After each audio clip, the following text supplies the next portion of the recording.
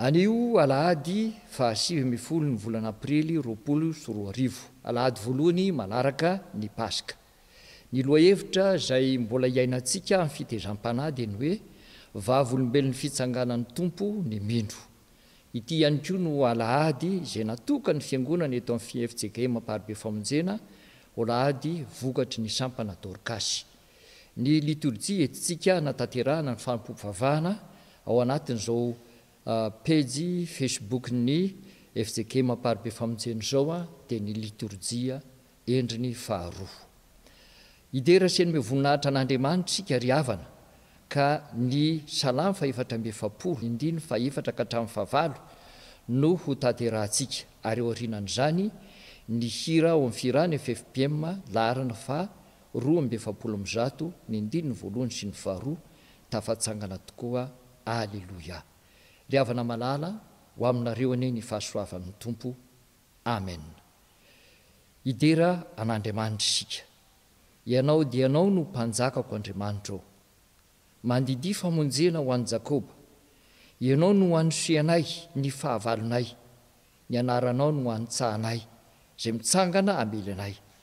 Fa tsy ny fitsipiko no itokiko fa ny sabatro tsy ahavonjy ahy. Fa namonjy anay tamin'ny tanan'ny fahavalo ianao ary ny mankahala anay dia nataonao menatra. Andriamanitra no ankalazainay mandrakizay ary ny anaranao no derainay mandrakizay. Amen.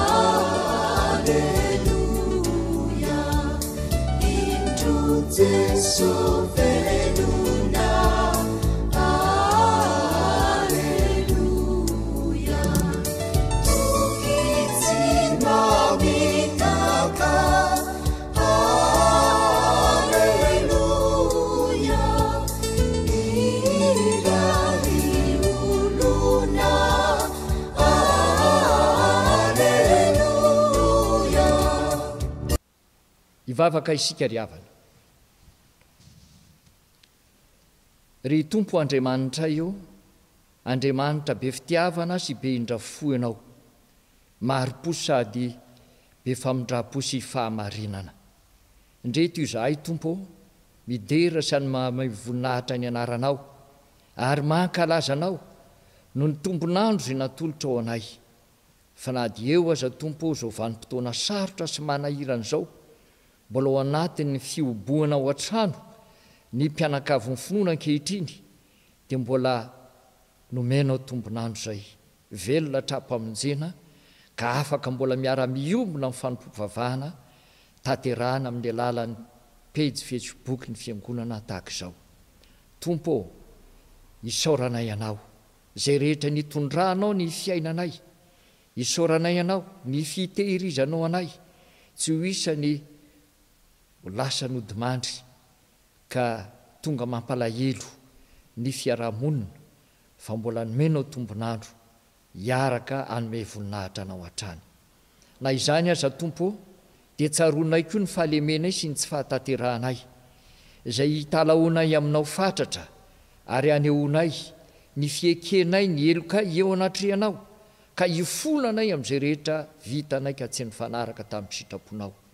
Tompo, aza mamela ny fahadosonay aritra eo anatrehanao ary aza manisa ny fahalemenay sy ny tsy fahatanterahanay fa zovo moa zahay tompo no afaka hifandahatra aminao ary dia zany indrindra ho ahatserovanay fa Andriamanitra tsy miova ianao omaly sy nio ary mandrakizay fa ny fotorotoro sy ny fanahy mangorakoraka tsy mba ataonao tsinotsinona ary zany famindram-ponao zany tompo ho anatenanay fa mela eloko ianao eny mamela eloko isan'andro ianao le tompo Andriamanitra zay vavahanay ary dia raiso zany vavaka izany tompo mba handraisanay ny famindram-ponao iainanay sy velomanay hatrany amin'izay tombonandro mbola tolotra ao anay misaotra indrindra tompo amen.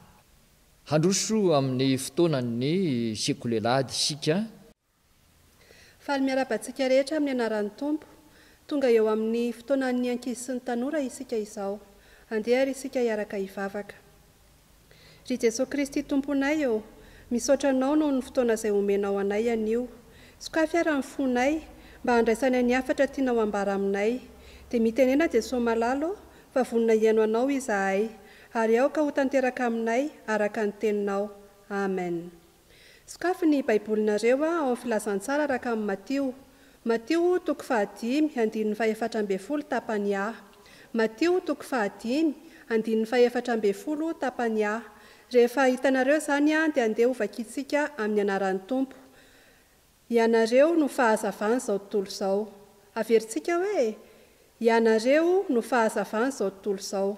Indro ary misy tantara kely izay niseho tamin'ny fianakaviana iray. Efa mianaka ary kotomenakavy izy ny lamatoa ary manana zandry iray izy. Ny ray aman-dreniny koto sy ilay zandry ny vavy dia tena mafana fo be amin'ny fanompoana an'Andriamanitra ary tena mazoto mivavaka isan'alahady any am-piangonana izy ireo. Fa ikoto kosa nefa na dia teo ary ny fitezan'ny ray aman-dreniny azy dia manao izay tsy andehanana any am-piangonana foana izy isan'alahady fa laza izy na mandeha mivoaka ny trano na manao mody marary.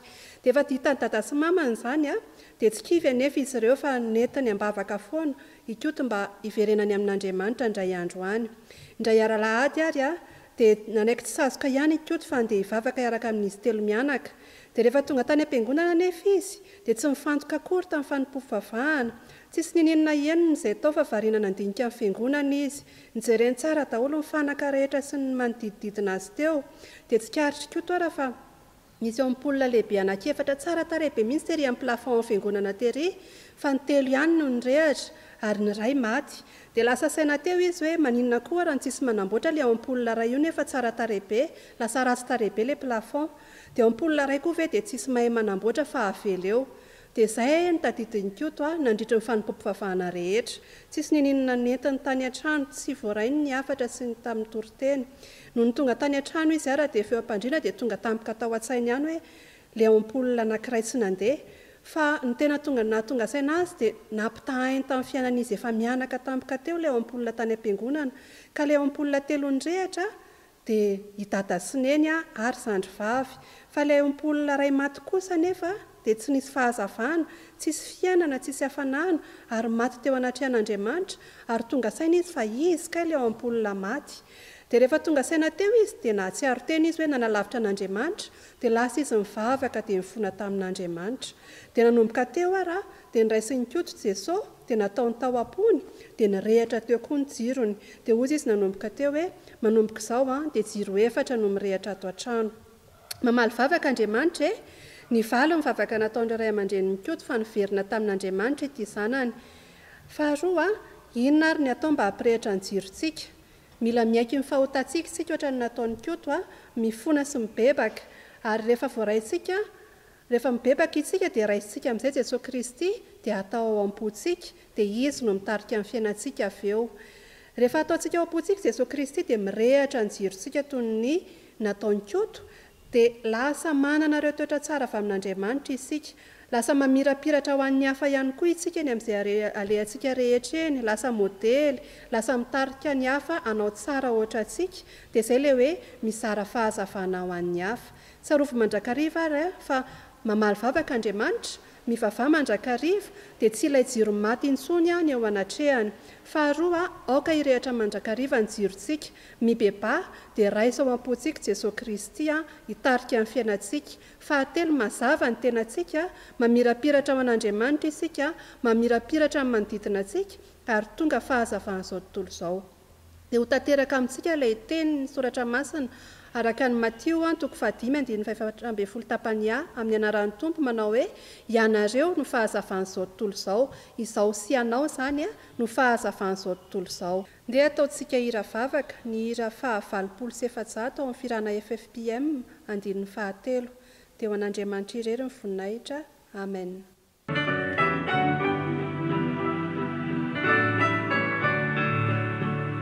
Akani fuku sinifuna Yarabite putena ira Akani saju sinisana Ira safiti majakizai Zeso malalo pamuzisu Dunia resuana Verukanu Vulukana Wizasijaka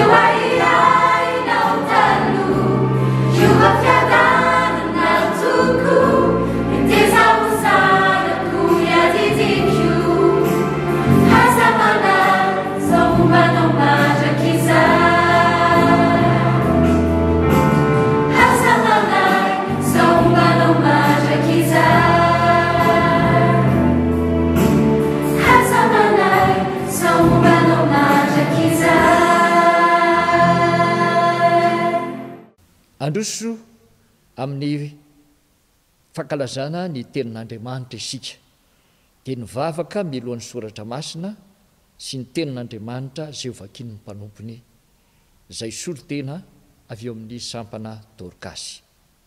Ao aorianan'izany dia nihiry narana fahadimy eo amin'ny firana fanampiny ny ndininy voalohany sy ny faharoa no tanterahantsika izaho no fananganana ny maty. Ankehitriny dia iaraka amaksy iain'ny teny soratra masina isika ary izay voasoratra ao amin'ny bokin'ny Daniela.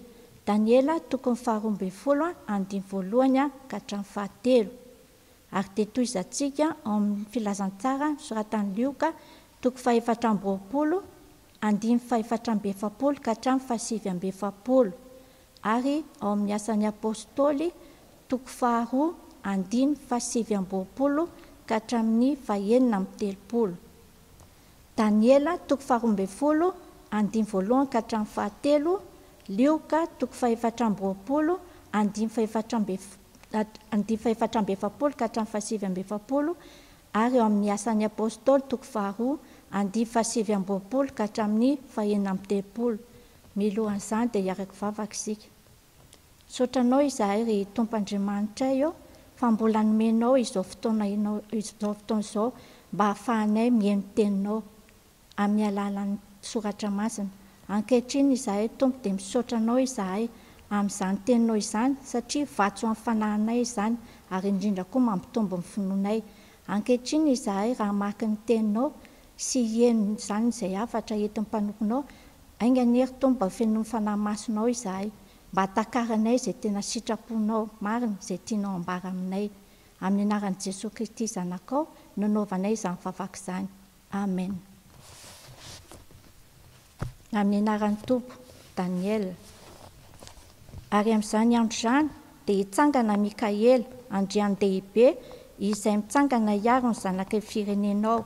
Ary izy andro fahoriana izay tsisy tahaka hatr'izay nisy ny firenena ka hatramin'izany andro izany. Ary amin'izany dia ho afaka ny firenenao dia izay rehetra hita voasoratra ao amin'ny boky.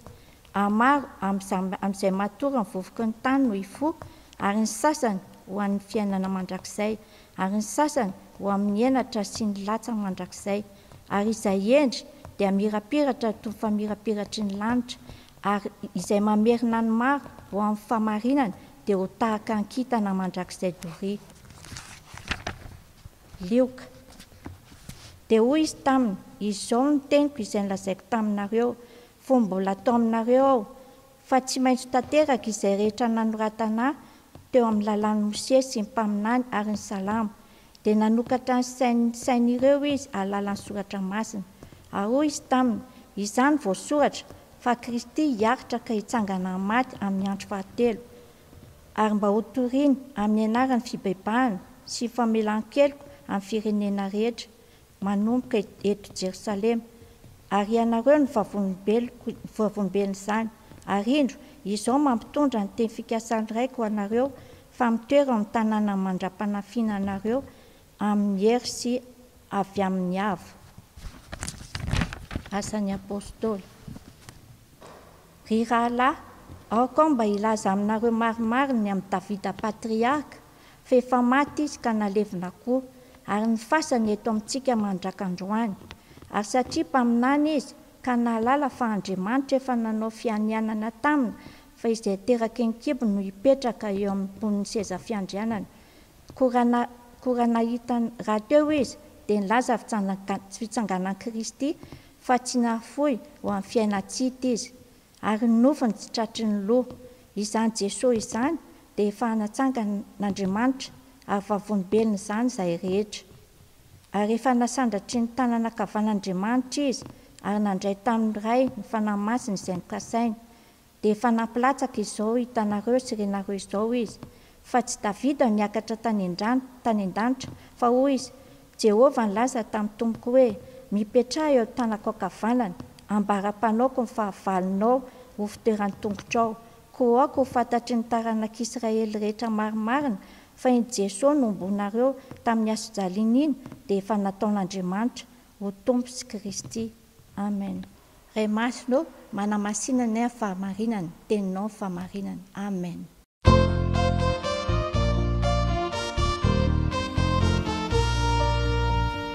Jesosy tompo zao no fananganana ny maty sy fiainana zay rehetra mino ahina dia maty aza dia ovelonindra satri velona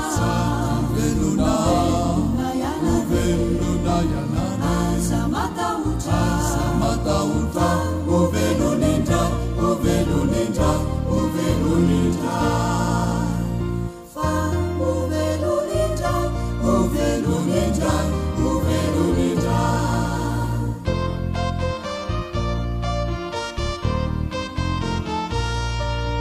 Maharavo foni tenini heno indraito, zay rehetra velona kamino aitoko, dia tsy ho faty mandrakizay atsangako, ka ovelonindra, satri velona,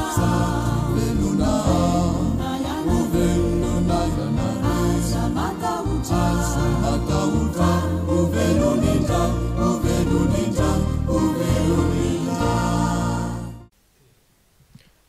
Riavana malalao amin'ny tompo ho aminao aneny fahasoavana amen. Aoka ny Luka toko 4:20 ny 4:7 ka hatramin'ny 7:7 no isokatra eo ambany masonao. Herinandro lasa zay isika dia nankalaza an'Andriamanitra noho ny Paska 24 Paska izay nandreseny Jesosy Kristy ny fahafatesany. Koa ao anatin'izany dia ny toriteny izay hoentina aminao dia toy ny tantara taorian'ny nitsanganan'i Jesosy Kristy. Ka ny fampianarana farany izay no tanterahan'i Jesosy talohan'ny nampiakarana azy tany an-danitra no andeha akatsika ny afatra ho amin'ny anio. Ny loha hevitra izay ho banjintsika amin'izany dia ny hoe ny vavolombelona marina nahita ny fitsanganan'ny tompo. Ny vavolombelona marina nahita ny fitsanganan'ny tompo. Voalohany amin'izany, ny vavolombelona marina nahita ny fitsanganan'ny tompo dia ireo no sokafan'ny Kristy ny sainy alalan'ny soratra masina. Faharoa, ny vavolombelona marina nahita ny fitsanganan'ny tompo dia ireo izay mitory amin'ny anaran'i Kristy ny fibebahana sy ny famelan-keloka. Ary fahatelo, ny vavolombelona marina nahita ny fitsanganan'ny tompo dia ireo mitafy hery avy amin'ny avo indrindra. Arak'izany ry avako malala dia izara telo izao toriteny izao. Ka ny tapany voalohany no ndeha hidirantsika voalohany. Ny vavolombelona marina dia ny nahita ny fitsanganan'ny tompo dia ireo ny sokafan'ny Kristy ny sainy halala ny soratra masina. Zany dia hitantsika eo amin'ny 5:7. Ahoana ity hoe no sokafan'ny Kristy ity ny sainy? Asan'Andriamanitra feno izy ity. Zany hoe ilay manokatra ny saina zany dia asan'Andriamanitra, tsy hoe misy opération atao ao ka nalana tumeur amin'ny cerveau ohatra, fa asan'Andriamanitra feno zany fanokafana ny saina zany. Ka raha mifanakaikai kokoa amin'ny fomba fitentsika mahazatra dia tahaka ny hoe misy sakana izay tsy ahalalana na tsy ahatakarana ny soratra masina, ka izy Kristy mihitsy no nanala izany. Asan'Andriamanitra hoy aho teo ity hoe fanalana n'ilay sakana ity.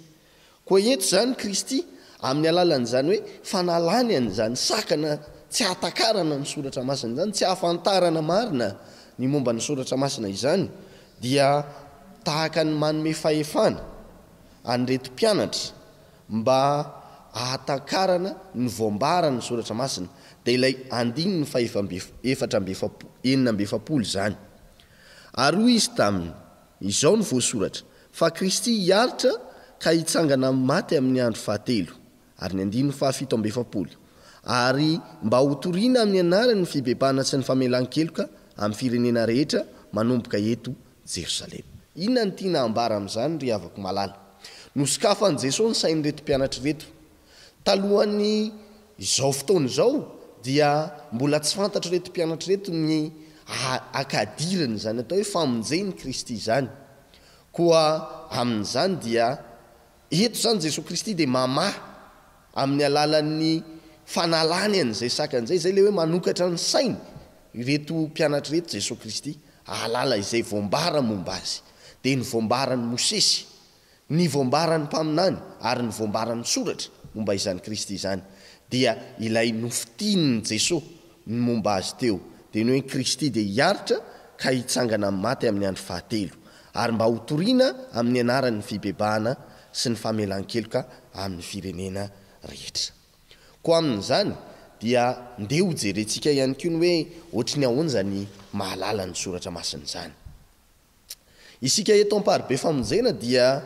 mahalala tsara no momba n'izany hoe tondro mialoha rososina lay hoe double prédestination izany ka na samy mamaky ny soratra masina aza ry havako malala dia misy ireo olona izay tsy mahalala akory tsy mahafantatra akory no momba ny Jesosy Kristy anisan'ny galifantsy tamin'ny famakinan'izany soratra masina izany ohatra ny fariseo sy ny mpanoradalàna kanefa tsy nahafantatra akory ny momba ny Jesosy Kristy ary na dia fantany aza raha novakiny ny Isaia 3:7 dia tsy fantany momba ny Kristy hoe hiaritra ny fahoriantsika izy hitondra eo aminy no hitondra ny vesatra ny fiainantsika ka ao anatin'izany na dia galifantsy azy izy amin'ny famakinany teny soratra masina dia tsy takan'izany zany no ilaina ry havako malala an'ilay hoe Kristy dia mamany sain'ilay olona zany hoe manokatra ny sain'ilay olona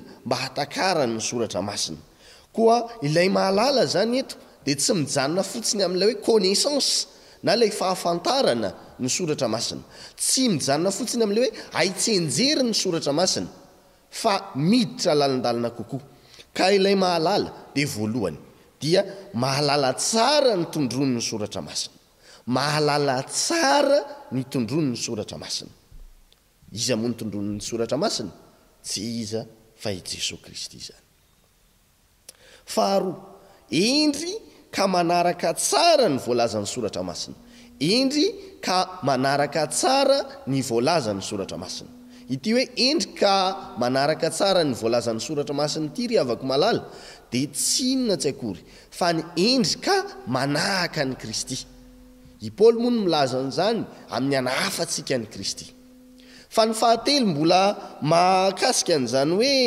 mahalala izany dia ny mametraka ny soratra masina na ny voambaran'ny soratra masina mametraka ny voambaran'ny soratra masina raha ny marimarina kokoa ho laharam-pahameny eo amin'ny fiainana ka lasa sotoavina voalohany eo amin'ny fiainana ny famakinana izany soratra masina sy ny famantarana ny momba an'Andriamanitra izany isika réformé indrindrindrindra ao anatin'izany vondrom-piangonana izany ny FJKM dia manana ny fampianarana amin'ny fotom-pinoana mahakasika ny hoe sola scriptura et tota scriptura zay adika hoe ny soratra masina irery ihany ary ny soratra masina manontolo inona ny tiana ambara amin'izany ry havako malala amin'izao toe-javatra zay iainantsika izao dia mandeha ny karazana fampianarana maro zay tonga ny aminao tsy fampianarana ray na roa akory fa misy karazana fampianarana zay nivoaka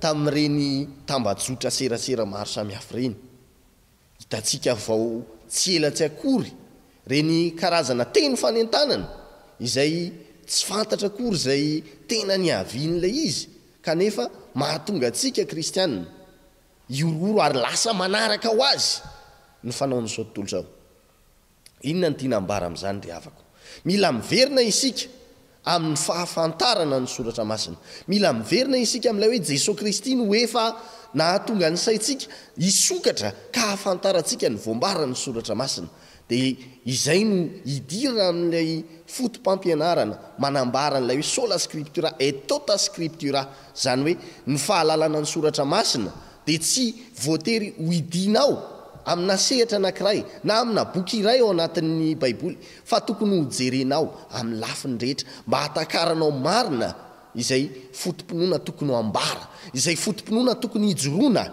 satria izany ilay hoe Kristiny manala anao manala ny sainao ao anatin'ny gejany tsy fahalalana ny soratra masina ka mahatonga anao ry afaka malala alala tsara ny voambarany soratra masina ny soratra masina dia manondro an' Jesosy Kristy irery ihany koa ao anatin'izany ry afaka malala ho fampiarana amin'izao fotoan-tsarotra izay diavintsika izao nanambara moa ny boky izay nivakiantsika tao amin'ny Daniela fa ho avy izao ny andro mahory ary ny ireo izay ao anatin'izany ka mamirapiratra dia tahaka ny kintana koa ianao ry afaka malala ry ampary be famonjenao aoka ianao amirapiratra tahaka ny kintana ka ao anatin'izany famirapiratanao zany dia tena iainanao tsara izany fahalalana ny soratra masina zany tsy ho voavilivily n'izay fampianarana izay mety mandalo eo amin'ny fiainanao ianao nambara taminao tao amin'izay tapany voalohany izay ary fa ny vavolombelona marina nahita ny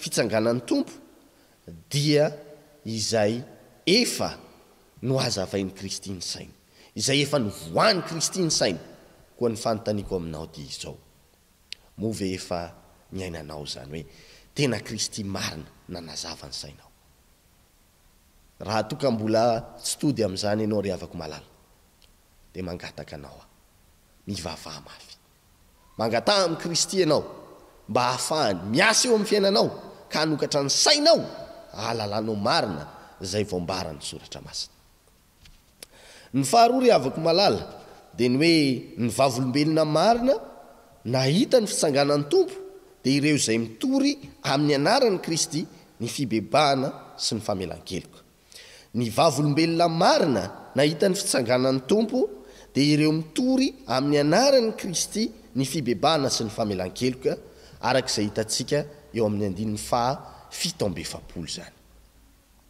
inony ty hoe mitory amin'ny anaran'i Kristy ity raha ny teny eo am-pelantanantsika dia totoy ny fanambarana momba ny Kristy ity 7:7 ity fa azo akana toetra io azo akana toetra tsara hamaritana amin'ny mahavavolombelo ny Kristy dia ny mitory amin'ny anarany mitory amin'ny anarany izany hoe miteny amin'ny anarany izy Kristy manambara zavatra amin'ny anarany izany hoe misolotena azy amin'ny fitenenana ny momba azy ka iraka solon'ny Kristy miteny amin'ny anarany izany ilay hoe mitory ny anarany Kristy ny votoatin-kafatra ry havako dia ny fibebahana sy ny famelan-keloka eto Jesosy Kristy dia manome dika vaovao ny momba n'izany hoe asa fitoriana izany raha mamaky mantsy isika ny Lioka 4 ny 9:20 sy ny 7:20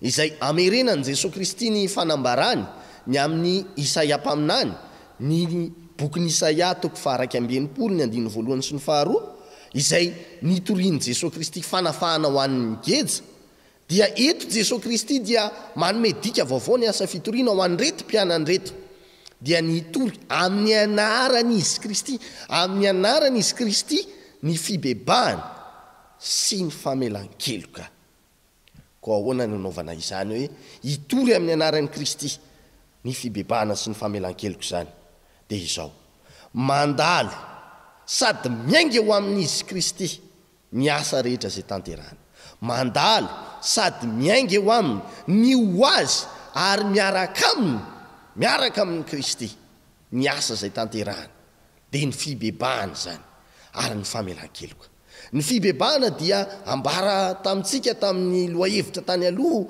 mahakasika amin'izany hoe fialana amin'ny ratsy fanao ny fiverenana amin'Andriamanitra fa izany rehetrarehetra zany raha tsy ao amin'izy Kristy dia zava-poana ihany zany zany nahatonga an'reto jiosy reto hoe niverinao amin'Andriamanitra izy fa tsy niverinao amin'Andriamanitra amin'ny anarany izy Jesosy Kristy ary miverina ho azy amin'ilay tapany voalohany teo isika mahakasika an'izany hoe Kristy nanokatra ny saina ahalalana ny soratra masina dia eto zany Kristy indray dia amin'ny alalany sy eo aminy sy ho azy ary miaraka amin'izy Kristy mihitsy no hanambaranao ny fibebahana ny fiverenanao marina amin'Andriamanitra, ny fialanao amin'ny ratsy fanao, ary eto ihany koa Kristy dia manambara momba ny famelan-keloka.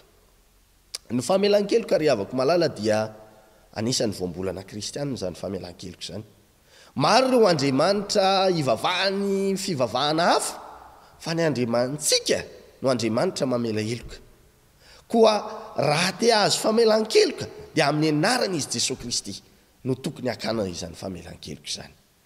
Koa ho anao ry havako malala, nandritra n'izao fotoana ny fidina man-trano zao dia mety nisy nahatezitra anao, namela heloka ianao an'ireo havanao, fa ny fanontaniana apetrako aminao dia izao ihany: moa namela heloka tamin'ny anaran'i Jesosy Kristy ve ianao, sa namela heloka fotsiny eny ara fa adinoko iny? Satria tadidio tsara, raha izao voambara izao dia ireo zay vavolombelona mahita an' Jesosy Kristy, mahita ny Tompo, dia ireo izay tena miaina ao anatin'izany hoe ao amin'ny Kristy izany. Ka ao anatin'izany dia raha miaina ao amin'ny Kristy ianao dia ny votoavity ny afatra apitainao amin'ny anaran'izy Kristy dia ny fampibebahana, ny fibebahana marina sy ny famelan-keloka. Anisan'ny fotom-pampianarantsika protestanta réformé ihany koa ilay hoe Krista seul.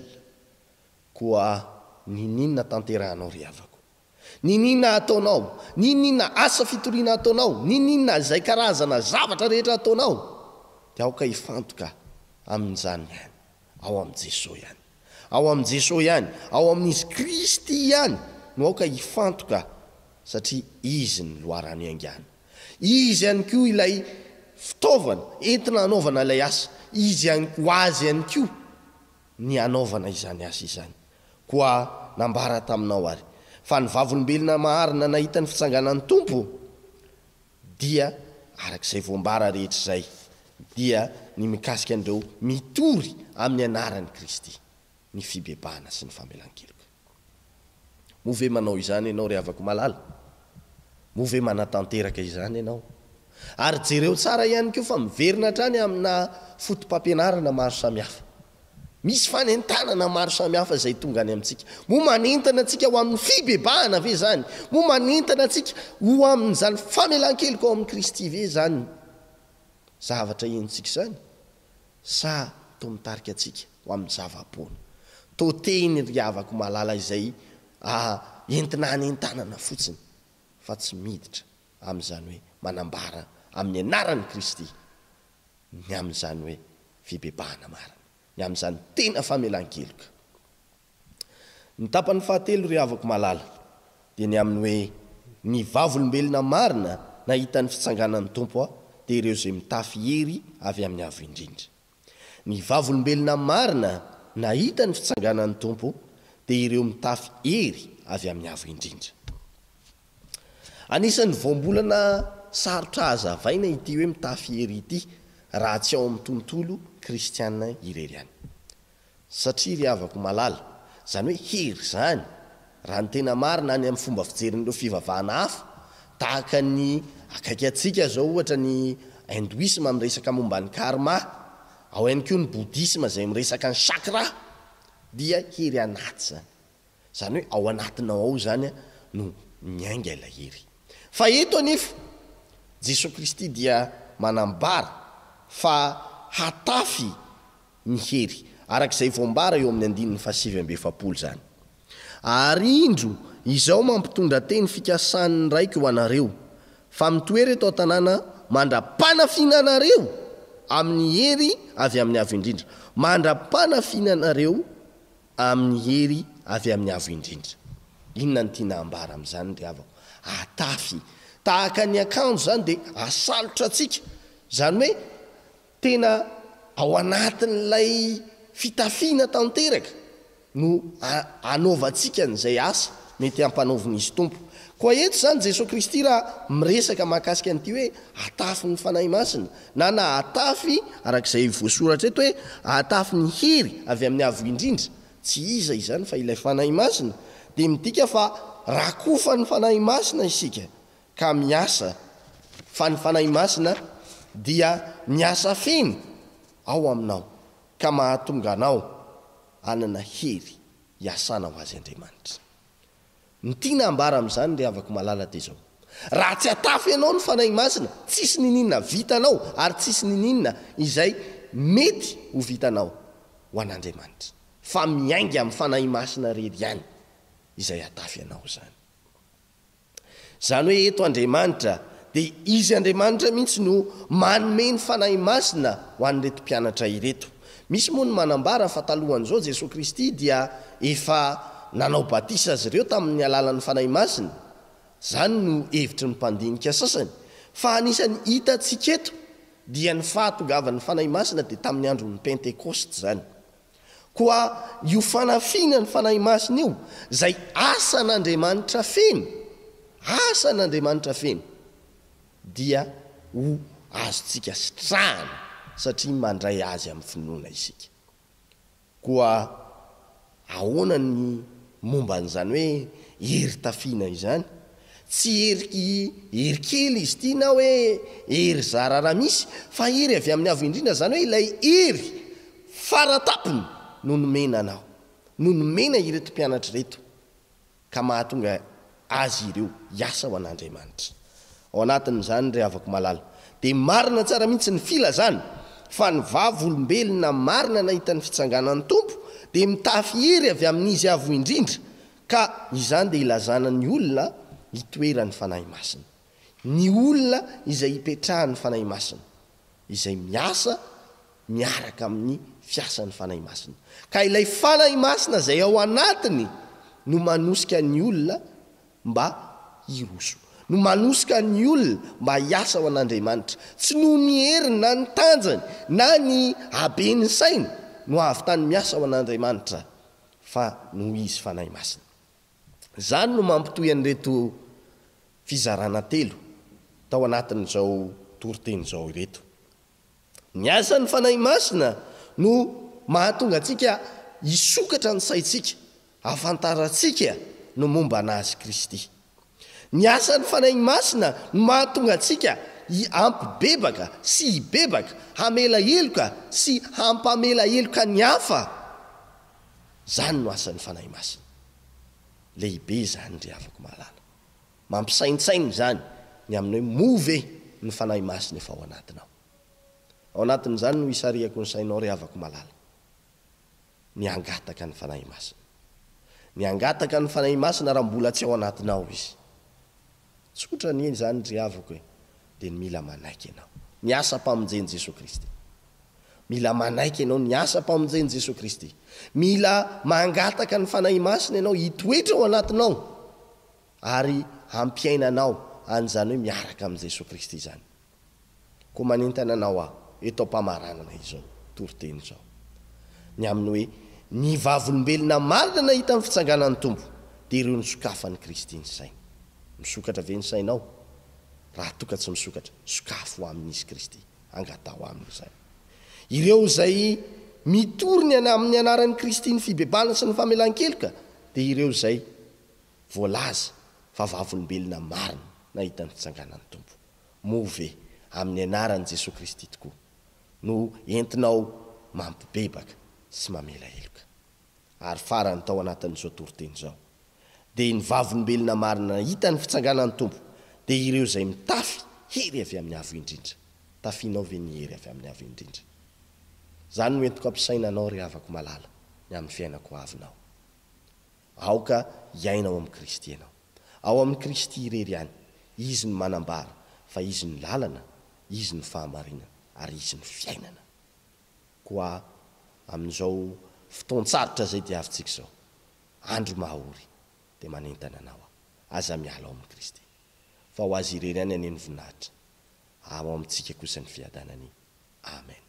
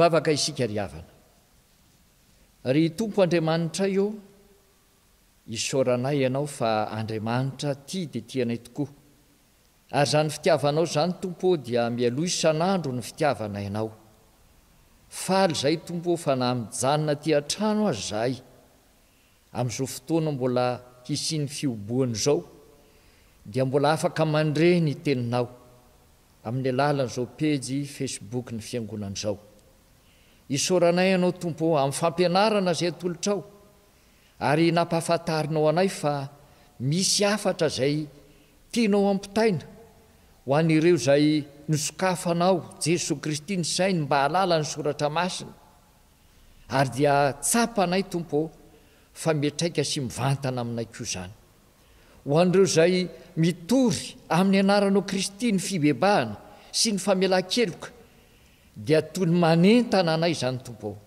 mba hitsangana tsy alaina fa natotosa ny asanao ary ho an'ireo zay mitafy ny hery avy any amin'ny avo indrindra dia manampy anay zany tompo hanananay toky sy fanantenana fa tokony ho tanterakay ny afatrao sy ny iraka mpanaovinao ny fiangonana ndreto zay tompo faly sady ravo mandre an'izany ary entany-po entany-panahy ary dia mametraka feno ampelantananao mba totosanay zany teny sy afatra nampetraka ho totosain'ny fiangonana ary ho fiainany indray mamakivaky ity herinandro vaovao zay atolotra ao anay ity meteza tompo no ny hery ny fanenao masina hiasa ao anatinay mba hijoroanay vavolombelony fitsangananao tamin'ny maty hatrany fefa nandresy ianao ary ny fandresy ianao dia efa natolotra ho an'izay rehetra mino anao ary amin'ny anaranao Jesosy lefa maty nefa velona indray velona mandrakizay lohan'ny fiangonana noentinay maniry manao zany vavaka zany amen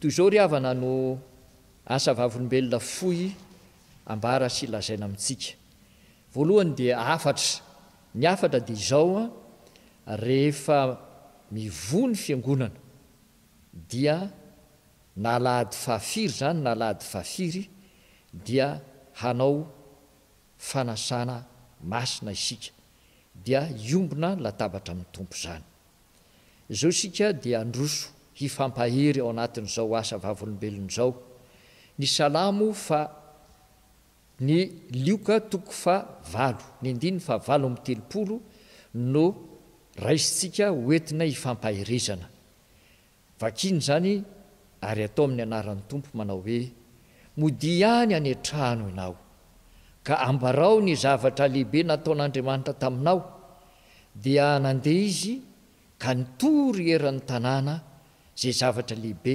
nataon'i Jesosy taminy ry havana malalo amin'ny tompo ny fampaherezantsika amin'izao asa vavolombelona izao dia ny hoe na dia eo aza ny fotoana zay ijanonantsika ny an-trano dia tahaka n'izay nataon'ity lehilahy zay nosotran'i Jesosy ity zany ka nijanona tao an-trano izy nanambara ny zava-dehibe zay nataon'ny tompo taminy tamin'izay rehetra tao an-trano ho antsika ao anatin'izao fotoana ijanonantsika ao an-trano izao dia meza mifampizara zay zava-dehibe nataon'ny tompo tamintsika ho fifampaherezana na ho an'izay afaka nivoaka zany no namitana ny adidy amanandraikitra sy ny raharaha na ho an'izay ao an-trano zany rehefa tonga ny fotoana dia mifampahireza. Ny faharoa dia nandeha izy ka nitory eran'ny tanàna zay zavatra lehibe nataon'i Jesosy taminy. Rehefa tonga kosa ny fotoana izay ahafahana manatanteraka amin'izay ny fivoahana malalaka, dia tanteraho izay nataony ity lehilahy nositranin'i Jesosy ity, nitory eran'ny tanàna, nanana fahazotoana sy risim-po, nanatanteraka izany fanambarana ikerin'Andriamanitra sy ny fitiavany mamonjy ny olona izany. Ho tanteraka amintsika izany dinidinika sy afatrafatra asa vavolombelona ifampahirezantsika izany. Ny hira laharana fa 470, ny ndininy voalohany ao amin'ny firany FFPM no tanterahantsika izao.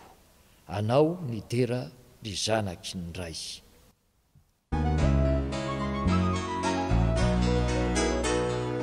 Anao ny dera ry zanaky ny ray, anao ny fandresena ny mpanjakana, ny fasanany voa no ny erina, ny analana tsy toa tsy voatanata. Anao ny dera ry zanaky ny ray, anao ny fandresena ny mpanjakana. Ivavaka isika ry havana. Ry Tompo Andriamanitra io, isaoranay ianao, eny isaoranay no ny fahatanterahany zavatra izay nataonay teto, ny fiomanana samihafa. Isaoranay ianao satria nomenao saina, nomenao fahindrena, nomenao fahalalana ny zanaky ny fiangonana, ka na dia eo aza ny fotoana tsy ahafahana miara-miombona ity am-piangonana, ny fanatanterahana ny fanompovavahana, dia azonay tanterahana sy arahana ary ombonanay zany any amin'ny tokantrano izay misy anay tsirairay avy amin'ny alalan'izao pejy Facebook ny fiangonan'izao. Misaotra anao zahay Tompo fa tianao hatrany ny fampaherezany ny mpianakavy ny finoana, na dia mafy sy mangidy aminay tokoa aza ny tsy ahafahana hoe mandeha aty am-piangonana no izao antony raha malala izao, fa manerana ny tany ary manerana any Madagasikara, dia tsy maintsy ankatoavina zany fioboany zany mba hifampitsinjovana amin'ny fianaka izao aretin-dratsy coronavirus izao. Tompo, raiso ny vavaka sy asandratray, satria irinay zay ho voky ny zavatsoa avy aminao, dia ny teninao izay teny fiainana ho an'ny olona rehetra ary ho an'ny olona manontolo koa. Ary zany nitondranay ambavaka ny fiangonana Tompo, ny mpitondra fiangonana, ny mpitory filazantsara rehetra, na dia eo aza ny sakana mba hatanteraka hatrany, ny ity dia manandraikitra zay sahanina izy, ary ho tahaka izao ataony ity fitandremana misy anay ity izao, dia toy izany koa any amin'ny hafa rehetra any. Tompo, mivavaka aminao zahay ho an'ny mpianakavy ny finoana eto amin'ity fitandremana misy anay ity, any mparitaka any amin'ny toerana misy azy tsirairay avy any tokantrano any, na ny eto atoerana zany, na ny any ampitan-dranomasina, na ny any amin'ny faritany, mpamonjy malalo tsaronay ambavaka ireny, ary apetraka eo ampelantananao ho voaharo amin'ny sandrinao mahery sy ny tananao tsotoa amin'ny zavatra rehetra zay mety hitondra loza amina tambo na arety mandringana sy mandoza tahaka izao coronavirus izao, mba hoe ho anatrehanao mandrakariva, ary rehefa tonga ny fotoanandro dia hiara iombinaina hiaraka indray eto amin'ity fitoerana masina ity. Mivavaka aminao zay Tompo ho an'ny asanao zay tanterahan'ny fiangonana. Fantatrao Tompo fa be ny asanao zay miantona zao, be ny asanao zay efa nodinganina fotsiny, mahay mandahatra ny zavatra rehetra ianao Tompo. Fantatray fa mahay manonitra ny tsy feno anao, ka nome anay ny fahendrena tsara afitanay mbola manarina zay rehetra voadingana rehetra amin'ny fotoana zay sitrakao ary dia mametraka izany eo ampelantananao zay na misy fetraikany amin'ny fiangonana azy tompo eo amin'ny lafiny adidy sy ny lafiny arabola izao zavatra mitranga izao eo amin'izay tokony hampandrosoana sy antariny ambainday ny fanjakanao ka hampiasana an'izany dia inonay Jesosy fa Andriamanitra tianay ianao afaka manome anay ny fomba rehetra ary ny ety manana hanatotosany izany vavaka aminao zay tompo ho an'ity firenena ity hatrany amin'ny mpitondra ny filoha-pirenena sy ireo mpiara-miasa amin'ny rehetra hatrany amin'ny fokotany dia ianao tompo no hanome azy ireo fahendrena ary fahalalana tsara ahafahana mife ny vahoakanao mba tsy tonga ity valana ritin-dratsy ity hianaka fa mba ho voafe tsara ka tsy ho elany dia hisokatra ny fahafahana mivezivezy malalaka ary indrindra ny mandeha manao zao fanompompivavahana aty amin'ny fiangonana izao vavaka aminao zay tompo ho an'ireo mpitsabo rehetra zay mandray anjara na mandeha mitety faritany na tokantrano na zay mitsabo any amin'ny hopitaly ianao dia hiasa amin'izy ireny tompo mba tsy ho tratry ny aretina mba menao tanjaka sery ary fahasalamana saina matsilo ahafahany mahavita izany rehetra izany toy izany koa ny antserovanay ireo mpitandro filaminana tompo fantatrao fa be zao koa ny vakitrano be ny alatra ny sito mahery sy ny sisa mba homenao fahalalana tsara tanjaka sery koa izy ireny avitany mandamina sy mandrindra ary mampilamina ny tany sy ny fanjakana tompo mivavaka aminao zay ho an'ireo sahirana ho an'ireo marary ho an'ireo mpanomponao zay manamanjo ankinina eo ambany fiarovanao ireny mba azo valim-bavaka manokana hahita vahaolana ho sitrana amin'ny aretina ary hahita fiononana sy faherezana ao aminao ary zay manana ataka manokana Jesosy ianao amaly azy ireny amin'ny fotoana zay heverinao fa mahasoa ny fiainany ka handraisany izany tompo fantatrao fa tsy mety ho tanteraka ary tsy mety ho lavorary ny vavaka zay ataonay ary tsy mety feno fa na dia ny etaetanay fotsiny ihany aza tompo dia maro tsy tambo isaina ka renrehetra ireny tompo dia apetraka eo ampelantananao fa manana ny hevitra zay heveranao anay ianao ary fiadanana vatsoloza ka ny vavaka zay hataonay tompo dia akambanay sady farananay amin'ilay vavaka nampianarinao manao hoe rainay io zay any an-danitra ho masinina ane ny anaranao ho tonga ane ny fanjakanao atao ane ny sitraponao ety an-tany ho tahaka ny any an-danitra meo anay an'io zay anina sahazo anay ary mamelany elokay tahaka ny namelanay zay meloka taminay aza mitondra anay amin'ny fakam-panahy manafahanay amin'ny ratsy fa anao ny fanjakana sy ny hery ary ny voninahitra mandrakizay amen ho fanehotsika ny finoantsika an'Andriamanitra ry havana noho ny fitahiny sy ny famindrapony dia ho rahantsika manonona ny fanekam-pinoana kristianina zay raisantsika amin'ny fiangonana voavela eloka manerana ny tany ary aorianan'izany dia ny hira ao amin'ny firana FFPM larina 1:7 ny andininy voalohany sy ny faefatra no tanterahantsika ary aorianan'izany ny anononana ny tondrozotra efa reso zao na dia ny fahafatesana azy mino an'Andriamanitra ray tsy tompanao ny lanitra sy ny tany aho ary mino an' Jesosy Kristy zanan'ilay tokana tompontsika zay nitorotoroana tamin'ny fanahy masina nateraka Maria Virjina hijaly raha nanapaka Ponty Pilato nombona tamin'ny hazo fijaliana maty ka nalevona nidina tany amin'ny fiainantsita nitsangana tamin'ny maty tamin'ny andro fahatelo niakatra ho any an-danitra mipetraka eo ankavan'Andriamanitra ray tsy toa avy any ny eviny indray tsara ny velona sy ny maty ben'ny fanahy masina aho ny fiangonana masina manerana zao tontolo zao ny fiombonany ny olona masina ny famelan-keloka ny fitsanganany tenany maty ary ny fiainana mandrakizay amen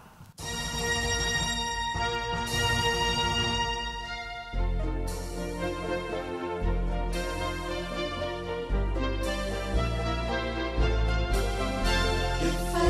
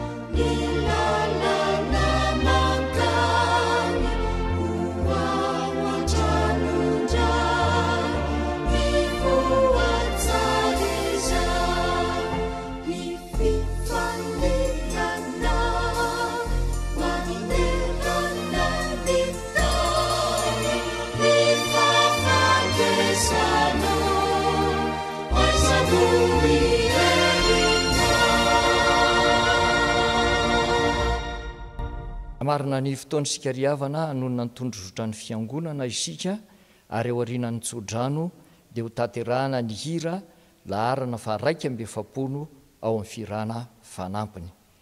Jesosy no mpanavitra. Amin'ny anaran'ny Tompo, ny fiasan'ny fivavaky ny marina dia mahery indrindra.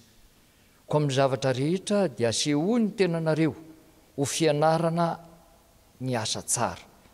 Ko amin'izany aoka ho tanteraka ianareo toy ny fahataterahan'ny rainareo izay any an-danitra. Ho tanteraka aminareo ny tsodrano izay tononona amin'ny anaran'ny Tompo.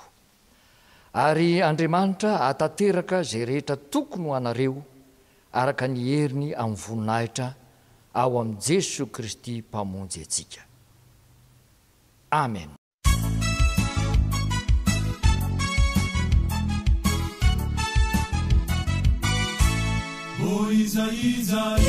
Izanu amunzi ai, izanu amunzi ai re. Farera kawe farera kamilunzi eta pautana be. Mana tuna ni Jesu. Paiziani izinu amunzi ana. Panureseni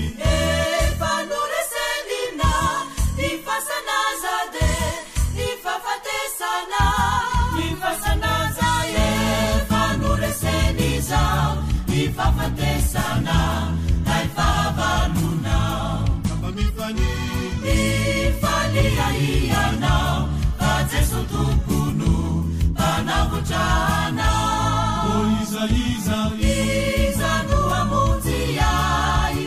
Izanu amunzi ai re. Parera kawe farera kamilunzi, eta pautana be. Mana tuna ni Jesu. Paiziani izinu hamujana. Panureseni na. Nifasana zade. Nifafatesana. Nifasana zaye. Panureseni za. Nifafatesana. Naifabaluna. Mifani aiana. Jesu tupunu panavutana.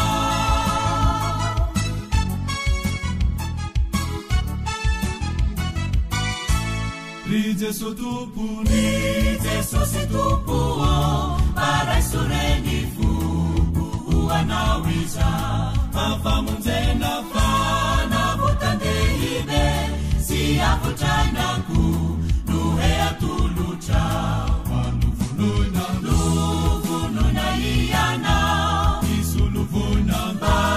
Isuluvunana panuresena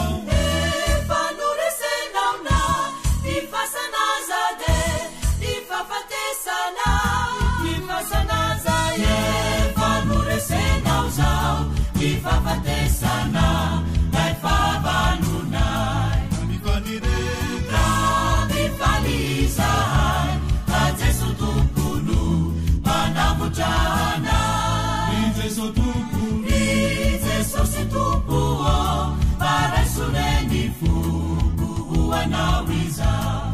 famonjena fanavotandehibe sy avotrainako no he atolotra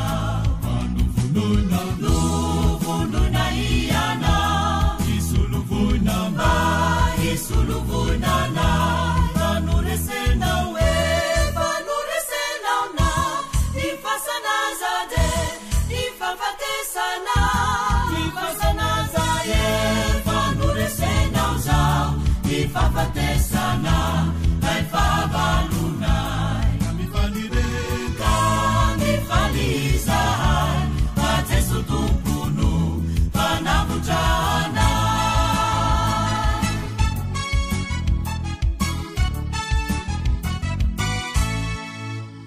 ho an'andriamanitra irerene ny voninahitra amin'ny anarany ray sy ny zanaka ary ny fanahy masina amen.